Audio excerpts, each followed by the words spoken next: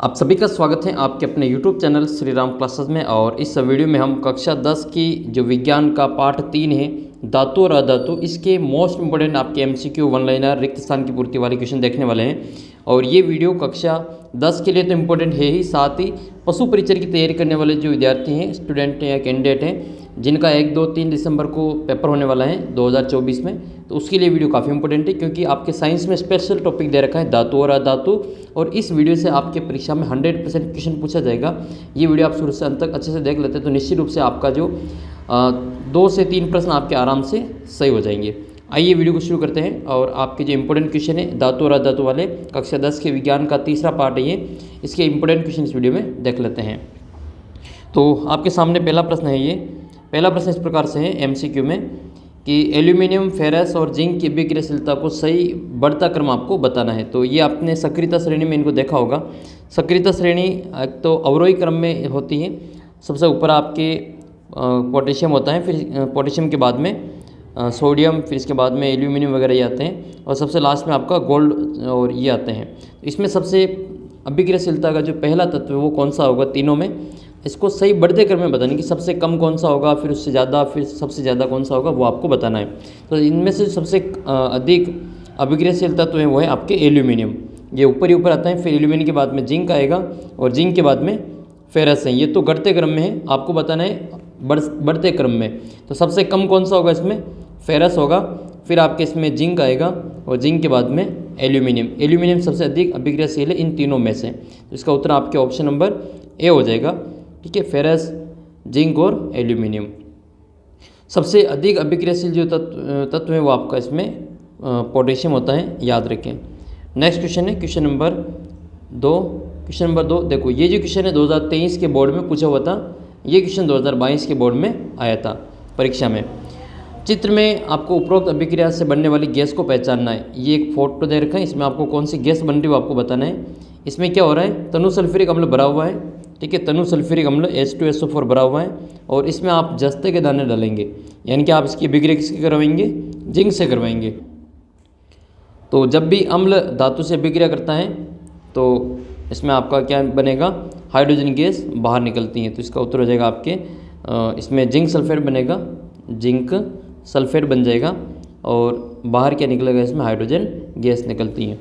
तो इसका उत्तर हो जाएगा जो गैस निकल रही बनने वाली गैस है वो कौन सी, इसमें हाइड्रोजन गैस इसका आंसर हो जाएगा। तो इसका जो करेक्ट आंसर है वो आपके ऑप्शन नंबर 3 में दे रखा है, H2 गैस यानी कि हाइड्रोजन गैस होगा। अगला प्रश्न आपके तीसरा प्रश्न है, एक तत्व क्यों मुलायम है और इसको अपन चाकू से काट सकते हैं। यह ठंडे जल के साथ तेज़ी से अभिक्रिया करता है, तो ये तत्व को पहचान करनी है। आपने अगर वो वीडियो देखा है तीसरे पार्ट वाला मेरा फुल वीडियो, तो आप ज़रूर से इसका उत्तर जल्दी से बता देंगे। एक वीडियो मैंने बना रखा पूरे पार्ट का, तीसरे पार्ट का, जरूर देख लेना। प्लेलिस्ट में उसका वीडियो मिल जाएगा या लिंक इसका डिस्क्रिप्शन बॉक्स में भी दे रखा है, वहाँ पर भी आप इसको प्राप्त कर सकते हैं। तो मुलायम धातु कौन सी होती है जिसको अपन चाकू से काट सकते हैं, ठंडे जल के साथ तेज़ी से अभिक्रिया करता है। तो याद रखना आपका एक तो सोडियम, एक पोटेशियम और एक लिथियम। ये सोडियम और पोटेशियम ठंडे जल के साथ में तीव्र अभिक्रिया करते हैं, और सोडियम, पोटेशियम, लिथियम ये मुलायम धातु है, इनको अपन चाकू से काट सकते हैं। याद रखने के लिए नाक याद कर लेना, नाक को चाकू से काट सकते हैं। Na सोडियम, K पोटेशियम होता है। तो इसका उत्तर हो जाएगा आपके K पोटेशियम हो जाएगा। ठीक है, सोडियम तो नहीं दे रखा, इसमें पोटेशियम है, तो अपना आंसर पोटेशियम हो जाएगा। ये Ag क्या होता है, तो Ag सिल्वर होती है, ये चांदी को लिखा जाता है Ag से। Pb ये लेड होता है। ठीक है, जो शीशा होता है इसको अपन Pb से लिखते हैं, और ये कॉपर है, तांबा। ठीक है, तांबे को Cu से लिखा जाता है।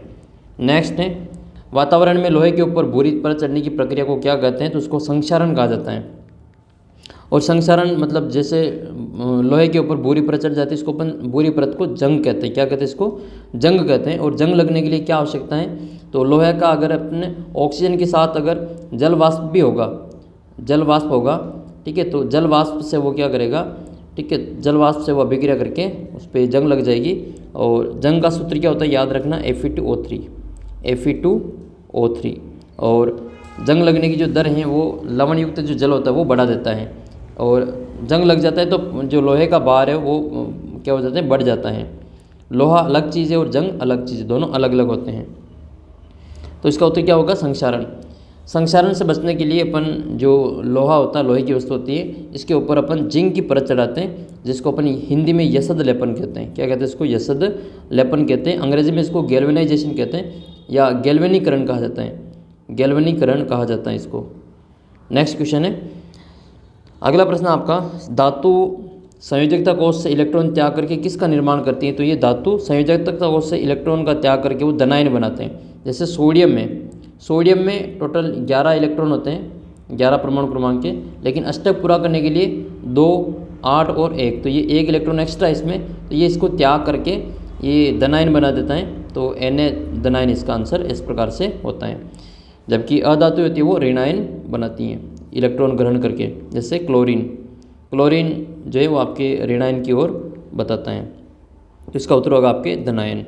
नेक्स्ट क्वेश्चन है, कार्बन का कौन सा अपरूप विद्युत का सुचालक होता है? देखो, कार्बन एक अधातु है, लेकिन अधातु विद्युत की सुचालक होती है। कौन है वो? कार्बन का अपरूप है ग्रेफाइट। जो पेंसिल की लीड होती है उसमें ये ग्रेफाइट पाया जाता है, जो कि विद्युत का सुचालक होता है। हीरा अधातु होते हुए भी ये चमकीला होता है। क्या होता है? चमकीला होता है। कार्बन का ही अपरूप है। हीरे के अलावा अधातु, इसमें आप नाम याद रखेंगे, आयोडीन। क्या है? आयोडीन भी अधातु है और ये चमकीली अधातु होती हैं।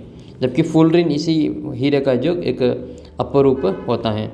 हीरे के ये तीनों अपरूप याद रखना, कार्बन के अपरूप हीरा, ग्रेफाइट और फुलरिन। अगला प्रश्न है, किस धातु को चाकू से नहीं काट सकते? तो आपको मैंने नाम बताया था, नाकली, NaKli, नाकली। ये Na तो सोडियम होता है, K पोटेशियम होता है, Li लिथियम होता है। तो लिथियम है, पोटेशियम है और सोडियम है, इनको तो चाकू से काट सकते हैं। जिंक को चाकू से नहीं काट सकते, तो अपना आंसर क्या हो जाएगा? जिंक हो जाएगा। धातु के ऑक्साइड की प्रकृति कैसी होती है? तो देखो, मैंने आपको बताया था, अधातु की अम्लीय होती हैं, अधातु की अम्लीय होती हैं और धातु की क्षारीय होती हैं। धातु की कैसी होती हैं? क्षारीय होती है। याद रखने के लिए आ की मात्रा से आ की मात्रा समझाया था और अ से अ को याद करवाया था। तो अधातु की अम्लीय होती है, तो धातु की कैसी हो जाएगी? क्षारकीय हो जाएगी।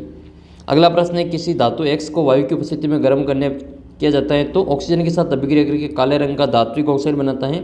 वह धातु कौन सी है? तो अगर वो धात्विक ऑक्साइड बना रहा है तो काले रंग का धात्विक ऑक्साइड क्या होगा? वो आपके कॉपर कार्बोनेट होता है, तो ये कॉपर हो जाएगा।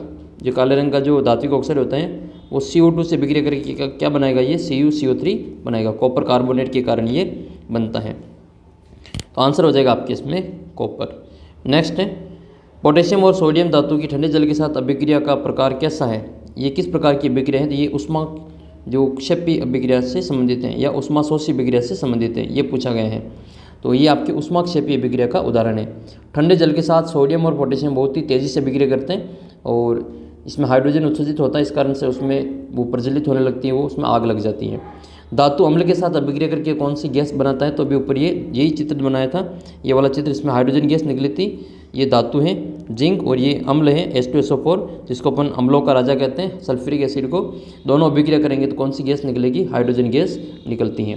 सीना बार किस धातु का एस्क है? तो ये मरकरी पारे का एस्क होता है, HGS। ये सीना बार पारे का एस्क होता है, याद रखें। मरकरी एक Hg से लिखा जाता है इसको, और ये ठोस अवस्था में नहीं पाई जाती हैं। अब ये अपवाद है, सभी धातुएं ठोस अवस्था में पाई जाती हैं, ये द्रव अवस्था में पाई जाती हैं। कमरे के ताप पर ये लिक्विड फॉर्म में पाई जाती हैं। डॉक्टर का जो तापमापी होता है थर्मामीटर, उसमें यही धातु काम में लेते हैं, मरकरी। मिश्र धातु कौन सी है? तो पीतल, कांसा, सोल्डर। तो इसमें से जो पीतल ये भी मिश्र धातु है, कांसा ये भी मिश्र धातु है, सोल्डर ये भी मिश्र धातु है। तो उपरोक्त सभी आंसर हो जाएगा, उपरोक्त सभी मिश्र धातु हैं। पीतल जो है वो इसमें तांबा और जिंक मिलाते हैं, तांबा और जिंक मिलाकर ये पीतल बनाई जाती हैं। ठीक है, सोल्डर में आपके कॉपर और टीन मिलाया जाता है, तो इसमें आपके कॉपर और टीन हो जाएगा। नेक्स्ट है आपके खाद्य पदार्थों की डिब्बों पर जिंक की बजाय टीन का लेप क्यों होता है? क्योंकि ये 2021 के बोर्ड परीक्षा में आया था, क्योंकि टीन की अपेक्षा जिंक है जो अधिक अभिक्रियाशील होता है। टीन की तुलना में जिंक जो है वो अधिक अभिक्रियाशील तत्व हैं, इस कारण है जो जिंक की बजाय टीन का जो लेप किया जाता है। जिंक की अगर लेप कर देंगे तो वो अभिक्रिया जल्दी कर लेगा और खाद्य पदार्थों को खराब कर देगा। अगला प्रश्न है, शुद्ध रूप से धातु की सतह चमकदार होती है, इस गुणधर्म को क्या कहते हैं? इसको धात्विक चमक कहते हैं या द्युति कहते हैं। क्या कहते हैं इसको? द्युति कहा जाता है। सबसे तन्य धातु कौन सी होती है? सबसे तन्य धातु सोना होती है, और सोना बहुत ही तन्य धातु होती है और ये 1 ग्राम सोने से इतना तन्य है कि 2 किलोमीटर लंबा तार बना सकते हो। दांतों को खींचकर तार बनाने का जो गुण होता है उसको तन्यता कहते हैं। उसको क्या कहते हैं? तन्यता कहा जाता है। पीवीसी का पूरा नाम क्या होता है? तो पॉलीवाइनिल क्लोराइड पीवीसी का पूरा नाम होता है। ऐसी अधातु जो कमरे के ताप पर द्रव अवस्था में पाई जाती है, हमने ऊपर मरकरी की चर्चा की थी जो कि आपके धातु थी, लेकिन ये अधातु पूछी हैं। तो अधातु आपके ब्रोमीन होती हैं जो कि कमरे के ताप पर लिक्विड फॉर्म में पाई जाती हैं। तो आपको ब्रोमीन अधातु याद रखना, धातु में आपको मरकरी पारा याद कर लेना है। पृथ्वी से खनित अयस्कों में मिट्टी रेत आदि अशुद्धियाँ होती है, इसको अपन क्या कहते हैं? इसको अपन गेंग कहते हैं। क्या कहते हैं? इसको गेंग कहते हैं। ऐसी अधातु जो चमकीली होती हैं, एक तो आपके अधातु हीरा याद कर लेना, कार्बन का अपरूप है हीरा जो चमकीला होता है, और एक आपको आयोडीन याद कर लेना है। अच्छा, शरीर में आयोडीन की कमी से कौन सा रोग होता है जिसमें व्यक्ति का गला फूल कर लटक जाता है, सूज जाता है? आप कमेंट करके बताना। देखिए, लंबे समय तक आर्द्र वायु में रहने से लोहा भूरे रंग की परत चढ़ जाती है, इस पदार्थ को क्या कहते हैं? तो भूरे रंग का जो पदार्थ होता है उसको जंग कहते हैं। क्या कहते हैं? जंग कहते हैं। जंग का सूत्र क्या होता है? Fe2O3, ये इसका सूत्र होता है, याद रखना है। लोहे को कठोर और प्रबल बनाने के लिए इसमें क्या मिलाते हैं? तो इसको लोहे को कठोर और प्रबल बनाने के लिए 0.05% इसमें क्या मिला दिया जाता है? कार्बन मिला दिया जाता है, ताकि इससे जो आवश्यक चीज़ें बनाई जा सके। 2 या 2 से अधिक धातुओं का समांगी मिश्रण क्या कहलाता है? इसको मिश्र धातु कहते हैं। जैसे पीतल एक मिश्र धातु है, पीतल एक मिश्र धातु है जिसमें आपके तांबा और जिंक मिलाया जाता है। लोहे में किसको मिलाने से स्टेनलेस स्टील प्राप्त होता है? तो लोहे में आप जो क्रोमियम और निकल को मिलाते हैं, लोहे में क्रोमियम और निकल को मिलाते हैं तो इससे स्टेनलेस स्टील प्राप्त होती है, जिससे अपने घर पे बर्तन वगैरह ये बनाने में काम आता है। स्टेनलेस स्टील के बर्तन में जंग नहीं लगता है, याद रखें। अगला प्रश्न आपके HNO3, जिसको अपन क्या कहते हैं? नाइट्रिक अम्ल कहते हैं। इसको शौर्य का तेजाब कहा जाता है। इसकी प्रकृति कैसी होती है? तो ये प्रबल ऑक्सीकारक होता है। वेरी मोस्ट इंपॉर्टेंट है, ये प्रबल ऑक्सीकारक होता है। अधातुओं की ऑक्साइड की प्रकृति कैसी होती है? तो अ से अ को याद रखना, अ से अम्लीय, अ से अधातु। जबकि धात्विक की होती है, जो धातु होते हैं उसके ऑक्साइड की प्रकृति क्षारकीय होती है। ऐसी अधातु जिसको विभिन्न रूपों में विद्यमान होती हैं, इसके अपरूप कई प्रकार के हैं, तो उसको अपन कार्बन कहते हैं। कार्बन के क्रिस्टलीय अपरूप में हीरा, ग्रेफाइट, फुलरिन होता है। पीतल किस मिश्र धातु से बनता है? तो पीतल मिश्र धातु जो बना होता है वो जस्ते और तांबे से मिलता है। पीतल के लिए आपको शब्द याद रखना है पिताजी, पिताजी। पीतल, तांबा और जिंक। अगला प्रश्न है, पारे से बनी मिश्र धातु को क्या कहते हैं? तो पारे से बनी मिश्र धातु को अमलगम कहा जाता है। ऐसी मिश्र धातु जिसमें एक तत्व पारा होता है तो उसको अपन क्या कहते हैं? अमलगम कहते हैं। नेक्स्ट क्वेश्चन है, हथेली पर रखने से पिघलने वाली धातु का नाम बताओ। तो धातुओं का जो गलनांक और क्वथनांक काफ़ी हाई होता है, उच्च होता है, लेकिन 2 धातुएं ऐसी है, गैलियम और सीजियम, इसका गलनांक बहुत कम होता है, इस कारण ये हथेली पर रखते ही पिघल जाती हैं। तो याद रखें, गैलियम और सीजियम। तन्यता को परिभाषित करनी है, सबसे अधिक तन्य धातु का नाम लिखना है। तो धातु को पतले तार के रूप में खींचने की जो क्षमता होती है इसको अपन तन्यता कहते हैं। और सोना सबसे अधिक तन्य धातु है, 1 ग्राम सोने से 2 किलोमीटर लंबा तार खींच सकते हैं। अच्छा, ऑप्शन में अगर सोना नहीं हो तो फिर किसको करेंगे? चांदी को करेंगे। सोने के बाद में चांदी सबसे अधिक तन्य धातु है। वर्जन और निस्तापन को परिभाषित करना है। बोर्ड परीक्षा 2023 और 2017 में क्वेश्चन पूछा गया था। तो वर्जन क्या होता है? वर्जन जो होता है वो ये वर्जन जो होता है वो सल्फाइड अयस्क को वायु की उपस्थिति में अधिक ताप पर गर्म करके ऑक्साइड में परिवर्तित करने की जो प्रक्रिया होती है इसको अपन क्या कहते हैं? वर्जन कहते हैं। और ये सल्फाइड अयस्कों को प्रयुक्त किया जाता है, ठीक है। तो सल्फाइड अयस्क जो होता है उसको वायु की उपस्थिति में अधिक ताप पर गर्म करके उसके ऑक्साइड में परिवर्तित किया जाता है, तो उसको अपन क्या कहते हैं? वर्जन कहते हैं। जबकि दूसरा है निस्तापन। निस्तापन प्रक्रिया में क्या होता है? ये तो निस्तापन अभिक्रिया में निस्तापन में क्या होता है? निस्तापन में कार्बोनेट अयस्क होता है। कार्बोनेट अयस्क को सीमित वायु में अधिक ताप पर गर्म करके इसको ऑक्साइड में बदल देते हैं। ये बहुत इंपॉर्टेंट है निस्तापन। तो याद कैसे रखोगे? मैंने याद कर रखा है कानी, कार्बोनेट अयस्क, निस्तापन, और बाकी फिर वर्जन का सल्फाइड अयस्क याद हो ही जाएगा। अगला प्रश्न है, धातु अधातु में अंतर बताना है। 2022 के बोर्ड पेपर में आया था क्वेश्चन ये। धातु जो होते हैं वो सामान्य ताप पर ठोस होते हैं, पारा इसका अपवाद याद रखना। जबकि अधातु होती हैं वो अधातु सामान्य ताप पर तीनों अवस्थाओं में पाई जाती हैं, ठोस में भी, द्रव में भी और गैस में भी। जैसे ठोस में सल्फर, फास्फोरस, तरल में, द्रव अवस्था में ब्रोमीन, और गैस अवस्था में हाइड्रोजन, ऑक्सीजन और नाइट्रोजन। धातुएं जो होती हैं वो तन्य होती हैं, आघातवर्धनी होती हैं, जबकि अधातुएं भंगुर होती हैं, पीटने पर ये टुकड़ों में बढ़ जाती हैं। धातु ऊष्मा की और विद्युत की सुचालक होती हैं, और अधातु जो होती है वो विद्युत की कुचालक होती हैं। अपवाद याद रखना, ग्रेफाइट विद्युत का सुचालक होता है जो कि अधातु हैं। गलनांक और क्वथनांक बहुत अधिक होता है धातुओं का, लेकिन अधातुओं का गलनांक और क्वथनांक कम होता है।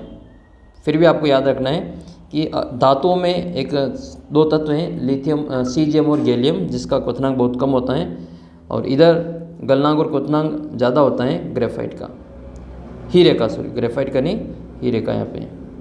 नेक्स्ट है, धातुएं एक क्षारीय ऑक्साइड बनाती हैं जबकि अधातुएं अम्लीय ऑक्साइड बनाती हैं। एल्यूमिनियम, आयरन, फेरस और कॉपर। हाइड्रोजन, क्लोरीन, नाइट्रोजन और ब्रोमियम। अगला प्रश्न 5वां है, यौगिक एक्स और एल्यूमिनियम का उपयोग रेल की पटरियों को जोड़ने के लिए किया जाता है। यौगिक का नाम, अभिक्रिया का नाम और इस अभिक्रिया को लिखना है। तो इसमें आपके जो एल्यूमिनियम ऑक्साइड होता है और इसमें किसका प्रयोग करते हैं, इसमें रेल की पट्टियों में इसका प्रयोग किया जाता है, और इस अभिक्रिया का नाम थर्मिट अभिक्रिया है। इसकी अभिक्रिया आपको आप पे बता देते हैं। तो अभिक्रिया कौन सी है, ये अभिक्रिया जो है वो यौगिक का नाम आपके आयरन ऑक्साइड होता है Fe2O3, इसको एल्यूमिनियम ऑक्साइड के साथ अभिक्रिया करके ये यौगिक क्या हो जाएगा, एल्यूमिनियम ऑक्साइड हो जाएगा। और इस अभिक्रिया का नाम क्या है, थर्मिट अभिक्रिया है। ये देखो आयरन ऑक्साइड की जो Fe2O3 इसकी अभिक्रिया एल्यूमिनियम के साथ करवाएंगे तो इसमें से ये एल्यूमिनियम इसको विस्थापित कर देगा, क्योंकि ये अधिक क्रियाशील तत्व हैं, और ये एल्यूमिनियम ऑक्साइड बनेगा और उष्मा निकलेगी इसमें, उष्मा विक्षेपी अभिक्रिया है। तो ये तीनों ही आपको अच्छे तरीके से याद कर लेना है। अधात्विक ऑक्साइड की प्रकृति कैसी होती है, तो अधातु अम्लीय होते हैं। ये 2017 के पेपर में आया था।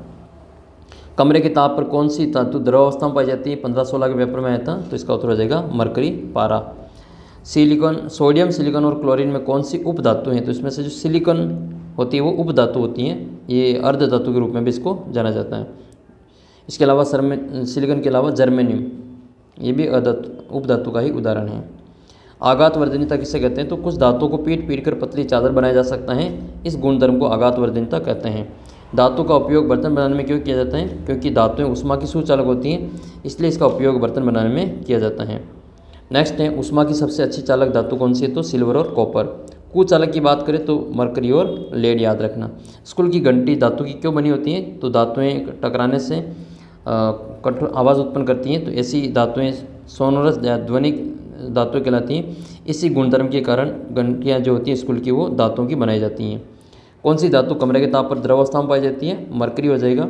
सबसे कठोर प्राकृतिक पदार्थ कौन सा है, तो हीरा हो जाएगा, जो कि कार्बन का एक अपरूप होता है। इसका गलनांक और क्वथनांक काफ़ी उच्च होता है। आयनिक यौगिक क्या है, धातु से अधातु में इलेक्ट्रॉन का स्थानांतरण से बने यौगिक को आयनिक यौगिक कहते हैं, और इसको विद्युत सहसंयोजक यौगिक भी कहते हैं। जैसे एक आपके सोडियम है धातु और क्लोरीन है आपके अधातु, तो इसका जो इलेक्ट्रॉन है वो इसको दे देता एक इलेक्ट्रॉन, और ये उदासीन हो जाएंगे तो इससे NaCl बनता है। तो NaCl एक आयन बन जाता है, तो एक आयनिक यौगिक के रूप में जाना जाता है NaCl। एल्यूमिनियम के साथ किसी एक अयस्क का नाम बताना है, तो एल्यूमिनियम का अयस्क होता है बॉक्साइट। इसका सूत्र क्या होगा, Al2O3 ये एल्यूमिनियम ऑक्साइड का सूत्र होता है। नेक्स्ट है, उन धातुओं के नाम बताइए जिनके सिक्के बनाए जाते हैं, तो सिक्के कॉपर के, चांदी के और सोने के बनाए जाते हैं। खनिज किसको कहा जाता है, तो पृथ्वी की भूप्रपट्टी पर प्राकृतिक रूप से पाए जाने वाले तत्वों या यौगिकों को खनिज कहते हैं। अयस्क क्या होते हैं, तो अयस्क क्या होते हैं, कुछ स्थानों पर खनिजों से कोई विशेष धातु काफ़ी मात्रा में होती है, जिसे निकालना लाभकारी होता है, और इन खनिजों को अयस्क कहा जाता है। नेक्स्ट क्वेश्चन है, ये 2022 में आया था। लौह धातु की भाप क्रिया का नामांकित चित्र बनाइए। ये इसमें आपको डायग्राम बनाना था। फेरस का जल के साथ अभिक्रिया करवाएंगे, तो ये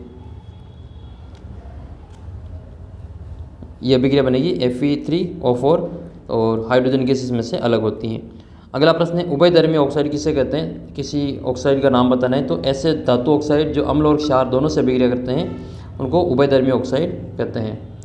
और उदाहरण के लिए एल्यूमिनियम ऑक्साइड Al2O3 और जिंक ऑक्साइड ZnO।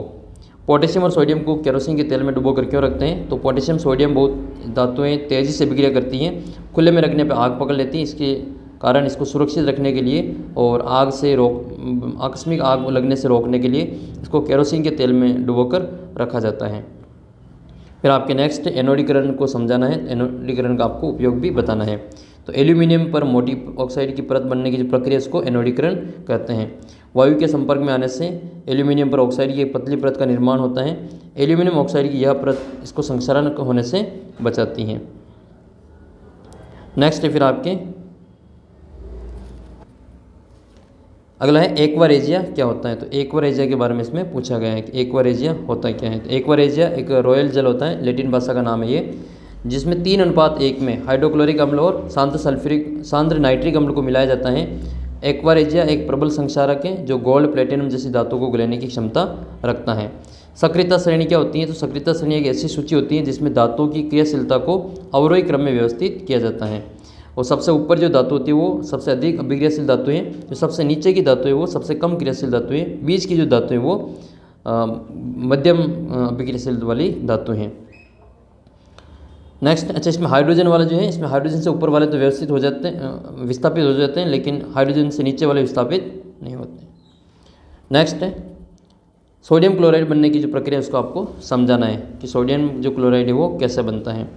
आयनिक यौगिकों के गलनांक और क्वथनांक काफ़ी उच्च क्यों होते हैं, आपको इसमें वर्णन करना है। तो आयनिक यौगिकों का गलनांक और क्वथनांक बहुत अधिक होता है क्योंकि इसमें मजबूत अंतराणविक आकर्षण बल को तोड़ने के लिए ऊर्जा की पर्याप्त मात्रा में आवश्यकता होती है। इसके कारण इनका गलनांक और क्वथनांक उच्च होता है। विद्युत अपघटनीय परिष्करण को समझाइए। तो कॉपर, जिंक, टीन, निकल, सिल्वर, गोल्ड जैसी धातुओं को परिष्करण विद्युत अपघटन द्वारा किया जाता है। इस प्रक्रम में अशुद्ध धातु को एनोड तथा शुद्ध धातु को पतली परत को कैथोड बनाया जाता है। और धातु के लवण विलयन का उपयोग विद्युत अपघट्य के रूप में होता है। विद्युत अपघट्य से जब धारा प्रवाहित की जाती है तो एनोड पर अशुद्ध धातु विद्युत अपघट्य में घुल जाती है